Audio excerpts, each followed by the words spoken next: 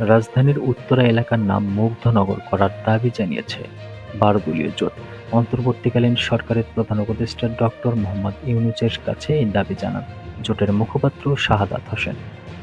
শনিবার বিকেলে অন্তর্বর্তীকালীন সরকারের প্রধান উপদেষ্টার সঙ্গে বৈঠক করেন ১২ দলীয় জোটের নেতারা। বৈঠক শেষে সাংবাদিকদের কাছে এই দাবির কথা জানান জোটের মুখপাত্র শাহাদাত হোসেন। শাহাদাত হোসেন বলেন, আমরা ছাত্রদের আত্মত্যাগে কৃতজ্ঞতা প্রকাশ করেছি। বঙ্গবন্ধু শেখ মুজিব মেডিকেল বিশ্ববিদ্যালয়ের নাম পরিবর্তন করে শহীদ আবু সাইদের নামে করার প্রস্তাব করেছি। আর মুগ্ধকে স্মরণ করার জন্য উত্তরাকে মুগ্ধনগর করতে প্রস্তাব করেছি। ১২ দলীয় জোটের মুখপাত্র আরও বলেন, চট্টগ্রাম বন্দর টার্মিনাল যেন বিদেশিদের হাতে তুলে দেওয়া না হয়। প্রধান উপদেষ্টার চট্টগ্রামের একজন সন্তান হিসেবে বিষয়টিকে গুরুত্বের সঙ্গে বিবেচনা করবেন এমন প্রত্যাশা করি। তা না হলে হাজার হাজার শ্রমিক বেকার হয়ে যেতে পারেন।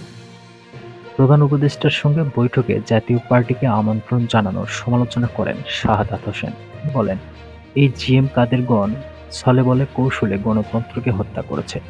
এ সময় জোটের চেয়ারম্যান মোস্তফা কামাল হায়দারও উপস্থিত ছিলেন।